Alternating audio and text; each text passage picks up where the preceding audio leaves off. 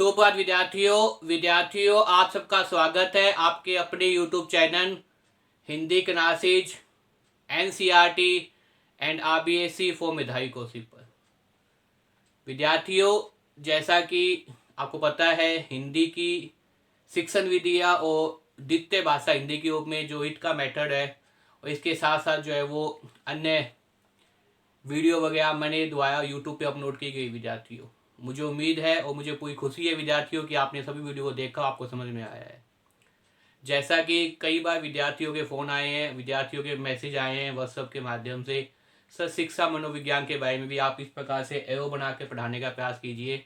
तो इसी प्रकार से विद्यार्थियों में शिक्षा मनोविज्ञान जो बहुत ही महत्वपूर्ण है, एक एक पर्सन बहुत ही महत्वपूर्ण है, तो उससे संबंधित एक छोटा टॉपिक कंपना के भेद, वास्तव में कंपना का वर्गीकरण किस प्रकार से होता है, किन किन वैज्ञानिकों ने वर्गीकरण किया था और क्या क्या वर्गीकरण थे, उनको बताने का प्रयास करूँ विद्यार्थियों। मुझे उम्मीद है कि जो भी स्टूडेंट मेरे द्वारा बनाई वीडियो को देखेंगे उन्हें कंपना का वर्गीकरण आसानी से याद हो जाएगा। विद्यार्थियों, अगर मेरे द्वारा बनाई वीडियो को पसंद आए तो इसे ज़्यादा लाइक कीजिए, कॉमेंट कीजिए, और अगर चैनल पर आप अभी भी नए हैं तो चैनल को सब्सक्राइब कर लीजिए और पास में जो है वो बेल आइकन दबा दीजिए ताकि तुरंत आप तक नोटिफिकेशन पहुँच जाएगा। जैसे ही मुझे समय मिलेगा वैसे ही जो है मैं कोई ना कोई वीडियो अपलोड करता रहता हूँ। अगर आप चैनल को सब्सक्राइब कर लेंगे तो तुरंत आप तक क्या पहुँच जाएगा, नोटिफिकेशन पहुँच जाएगा, और जिससे आपकी तैयारी जो है यथावत होगी। तो आप, मुझे उम्मीद है कि विद्यार्थियों कि आप घर पे स्वस्थ होंगे और निरंतर अपने पढ़ाई में लगे होंगे। देखिए विद्यार्थियों, जैसा कि पता है, मेरा नाम मेधावी कौशिक है और मैं मांगड़ टाउन का रहने वाला हूँ। ये मेरे कॉन्टैक्ट नंबर है, आप में से कोई कुछ पूछना चाहे तो पूछ सकता है, मैसेज करना चाहे तो मैसेज कर सकता है। तो देखिए विद्यार्थियों, आज हम शुरू करेंगे आपके सामने शिक्षा मनोविज्ञान। शिक्षा मनोविज्ञान वास्तव में जो कोई भी कंपटीशन होता है, कोई पेपर होता है, उसमें जो है शिक्षा मनोविज्ञान का बहुत ही महत्वपूर्ण योगदान होता है। और इसी शिक्षा मनोविज्ञान के अंदर मैं आपको जो है वो आज एक बहुत छोटा टॉपिक, वो कौन सा है विद्यार्थियों, कंपना का वर्गीकरण। कौन सा है विद्यार्थियों, कंपना का वर्गीकरण। कौन सा है विद्यार्थियों, कंपना का वर्गीकरण। कि वास्तव में देखा जाए तो कंपना का वर्गीकरण कितने प्रकार से होता है और किन किन विद्वानों ने कंपना का जो वर्गीकरण किया है उससे संबंधित जो है मैं आपके सामने वीडियो लेके आया हूँ विद्यार्थियों। तो भाई ध्यान से देखने विद्यार्थियों, क्योंकि आपको पता है मेरे द्वारा जो वीडियो बनाई जाती है, मेरे द्वारा अध्यापन कराने का एकमात्र उद्देश्य यही है कि आपको साथ साथ में याद हो।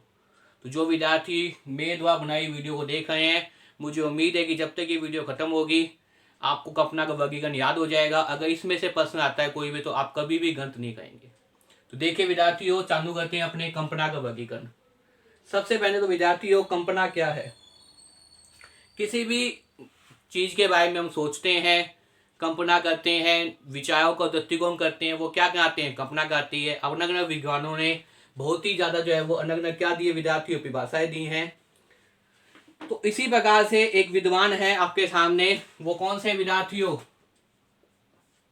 वुडवर्ड।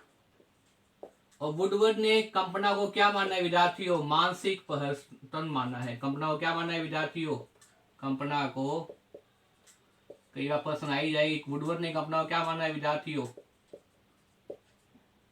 ये माना है। क्या मानना है विद्यार्थियों, सबसे पहला प्रश्न तो ये कि वुडवर्ड ने कंपना को क्या माना है, मानसिक परिवर्तन माना है। क्या माना है विद्यार्थियों, अगर एक नंबर का प्रश्न आ जाए आपके अंदर कि जो मनोवैज्ञानिक है वुडवर्ड ने कंपना को क्या माना है, कंपना को मानसिक परिवर्तन माना है। क्या माना है विद्यार्थियों, मानसिक परिवर्तन। किसने माना है कंपना को, वुडवर्ड ने माना है। तो एक प्रश्न तो ये विद्यार्थियों। उसके बाद देखिए विद्यार्थियों, हम चालू करते हैं कंपना का वर्गीकरण। साथ साथ में विद्यार्थियों आपको याद भी करना है, तो कंपना का वर्गीकरण आपके सामने प्रस्तुत किया जा रहा है। कंपना का वर्गीकरण, वर्गीकरण का मतलब कंपना के कितने भेद होते हैं, कितने भेदों में बांटा जा सकता है, किन किन विद्वानों ने कंपना का वर्गीकरण किया है, तो उसके बारे में देखिए विद्यार्थियों।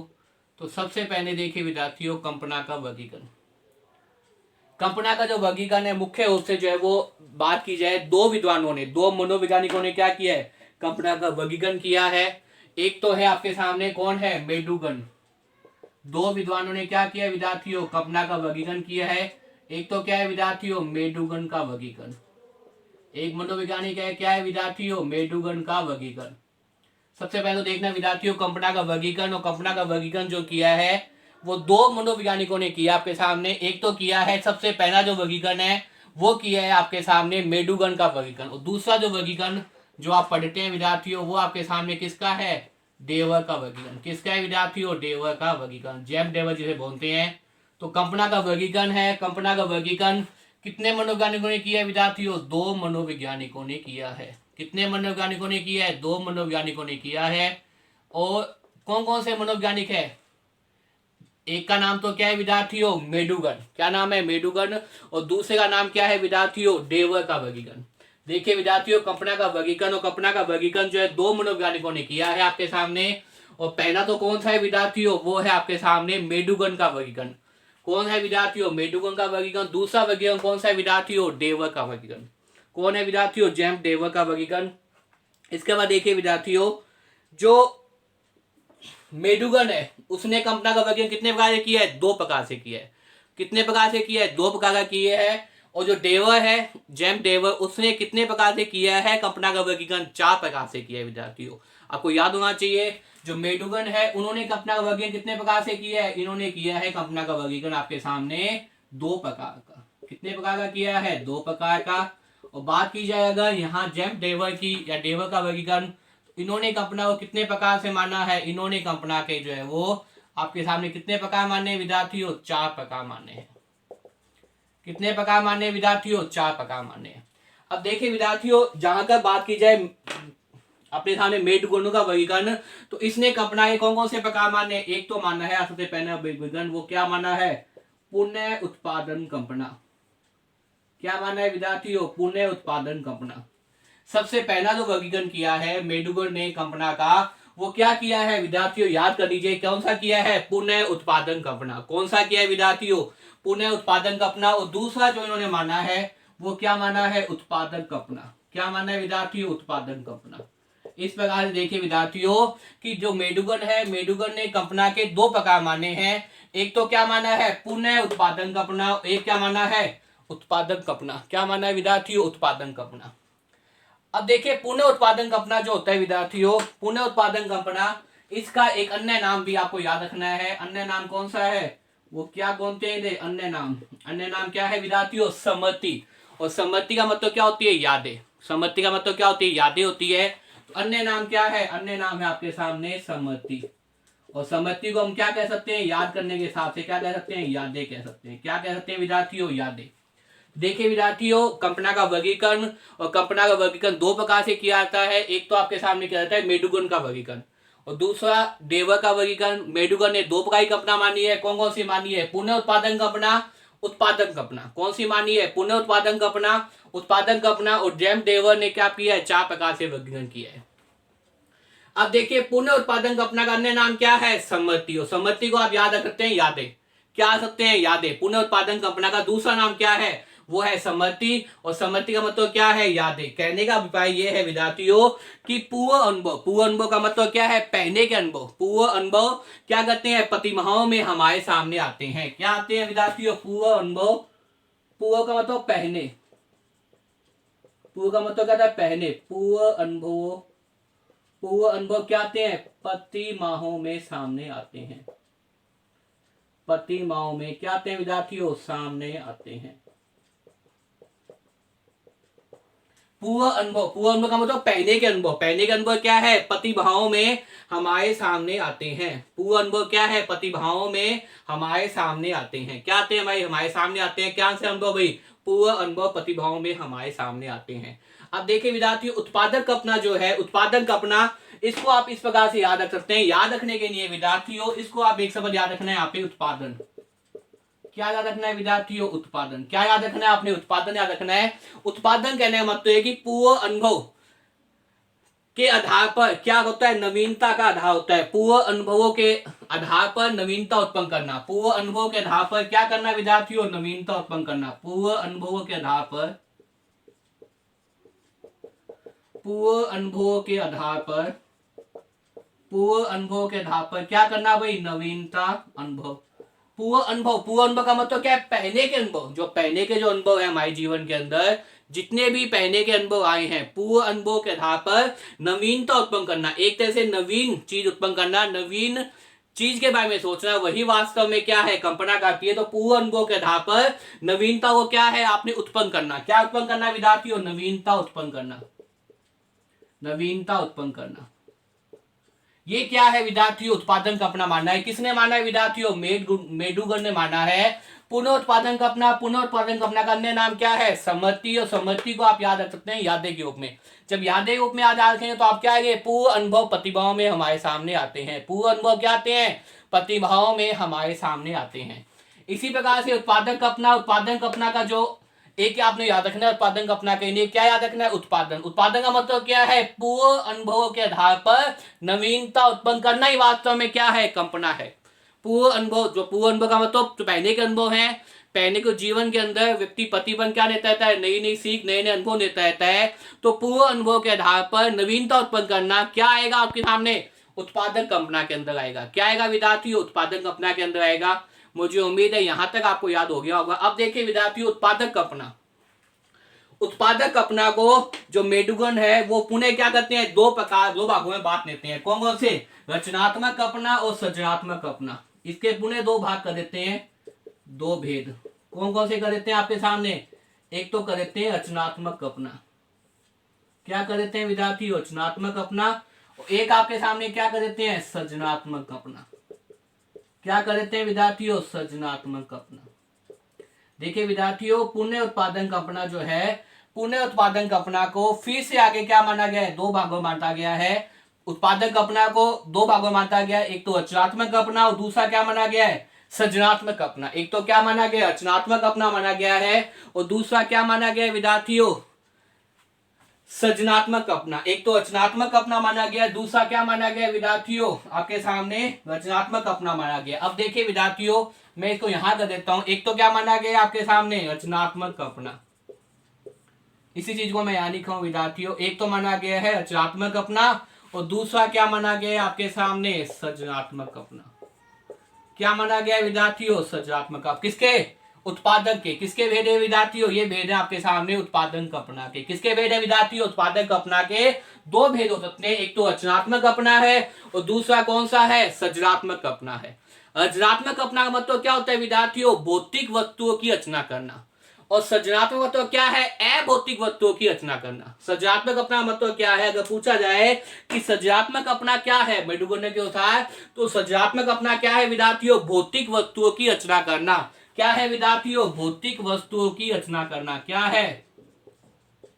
भौतिक वस्तुओं की रचना करना। और भौतिक वस्तुओं की रचना करने का मतलब क्या है विद्यार्थियों? जैसे मकान बनाना। भौतिक वस्तु का मतलब क्या है? जहां व्यक्ति रहता है तो उन्हें भौतिक वस्तुओं की आवश्यकता होती है। जो पूरा संसार हम अपने चारों तरफ देख रहे हैं वो क्या है? भौतिक वस्तु से किया हुआ है। तो भौतिक वस्तु का मतलब क्या है? जैसे मकान बनाना, पुल बनाना, कमरा बनाना, किस प्रकार से जो है वो क्या है? ये क्या है आपके सामने? भौतिक वस्तु है। क्या है विद्यार्थियों? भौतिक वस्तु है। तो भौतिक वस्तुओं की रचना करना किसमें आता है? रचनात्मक कल्पना के अंतर्गत आता है। रचनात्मक कल्पना के किसके अंतर्गत आती है? उत्पादक कल्पना के अंतर्गत आती है। उत्पादक कल्पना का वर्गीकरण किसने किया है विद्यार्थियों? मेडुगन ने किया है। किसने किया है विद्यार्थियों? मेडुगन ने किया है।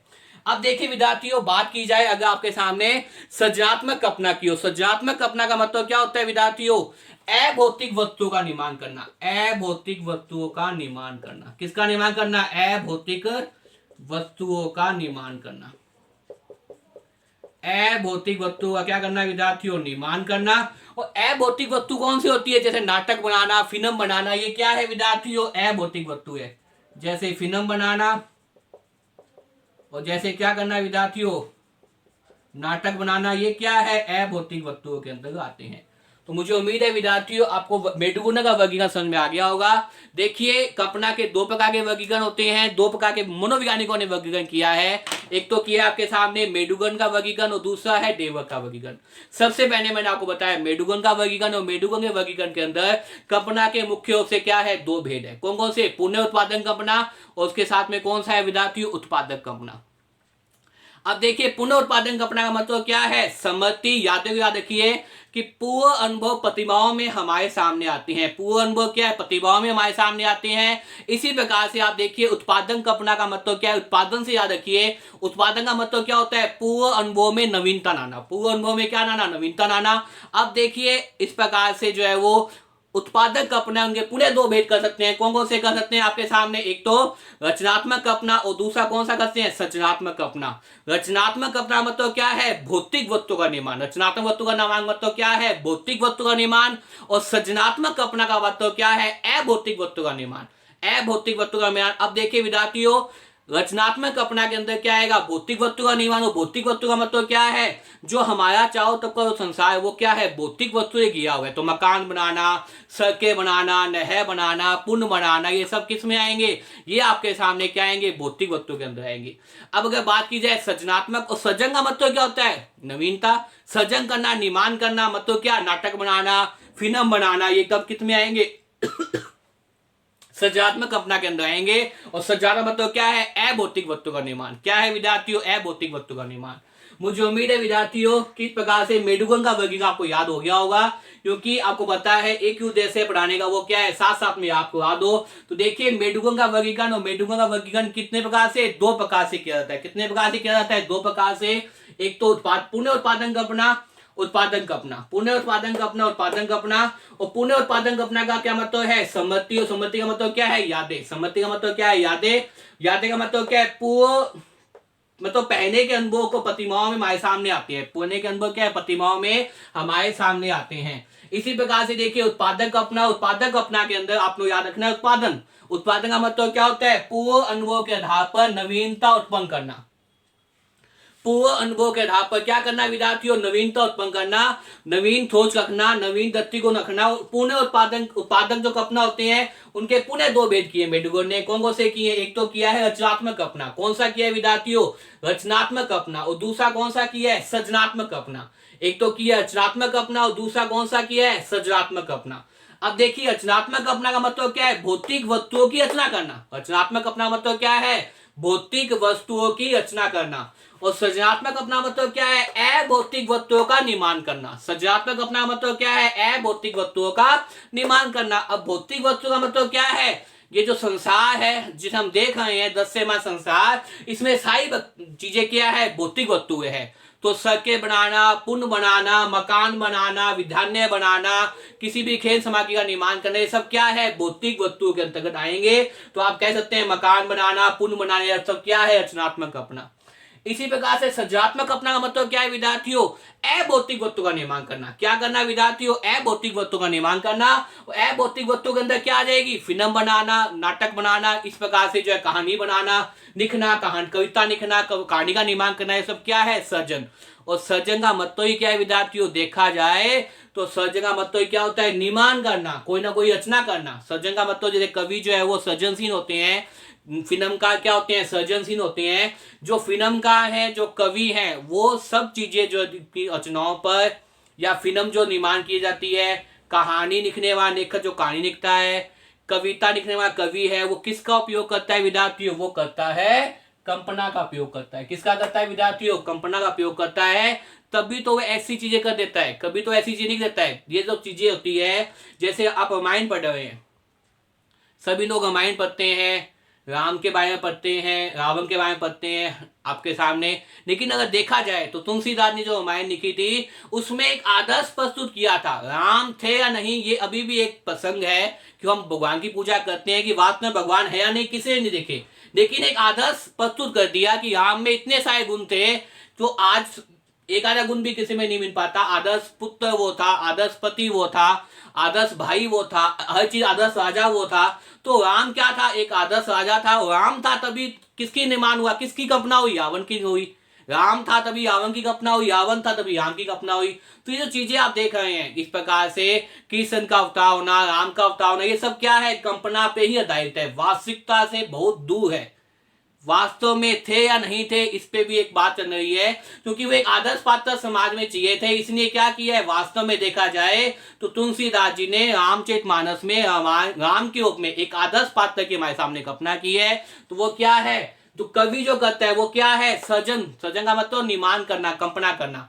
फिल्म का जो फिल्म बनाता है, नाटक का जो नाटक लिखता है, कविता जो कवि लिखता है, या उपन्यास का उपन्यास लिखता है, महाकाव्य लिखने जो महाकाव्य लिखते हैं, उन सब में किसका उपयोग करते हैं विद्यार्थियों, कल्पना का ही उपयोग करते हैं। कल्पना के माध्यम से क्या आगे से आगे से जगह वो कहानियों को निर्माण करते रहते हैं। जैसे राम का मान आपने पढ़ी होगी, राम का जन्म हुआ, उसके बाद राम का विवाह हुआ, फिर राम को वनवास मिलने गया, फिर राम वनवास के अंदर जाते हैं तो रावण आता है, सीता का हरण होता है, फिर वो वानरों को मिलते हैं। इस प्रकार से नए नए पात्र भी जो है कल्पना के माध्यम से उसमें आपस में मिलते रहते हैं। तो विद्यार्थियों मुझे उम्मीद है कि आपको कल्पना के वर्गीकरण के अंदर जो मैंने आज पढ़ाया, क्या पढ़ाया है, मेडुगन का वर्गीकरण समझ में आ गया होगा। सबसे पहले दो प्रकार का कल्पना हुआ, पुनः उत्पादन कल्पना, उत्पादक कल्पना। और पुनः उत्पादन का मतलब क्या है, सम्मति। सम्मति का मतलब क्या है, यादें।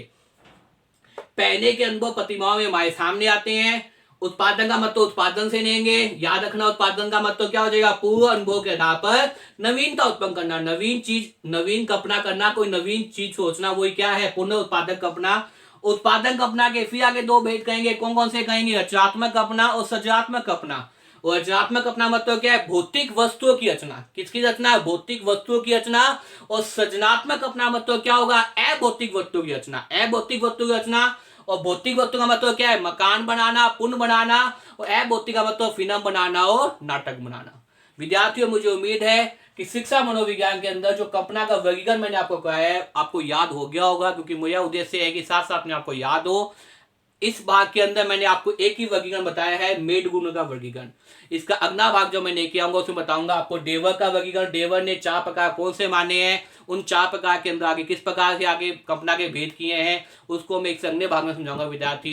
विद्यार्थियों मुझे उम्मीद है कि मेरे द्वारा बनाई वीडियो आपको पसंद आएगी। अगर मेरे द्वारा बनाई वीडियो आपको पसंद आए तो इसे ज्यादा लाइक कीजिए, कमेंट कीजिए और शेयर कीजिए विद्यार्थियों। और चैनल को सब्सक्राइब कर लीजिए। और ये याद करने के बाद में जो लिखने का प्रयास कीजिए, क्योंकि एक उद्देश्य से आपको साथ साथ में याद हो। तो खूब मन लगाकर पढ़िए विद्यार्थियों। स्वस्थ रहिए और तैयारी कीजिए विद्यार्थियों। धन्यवाद।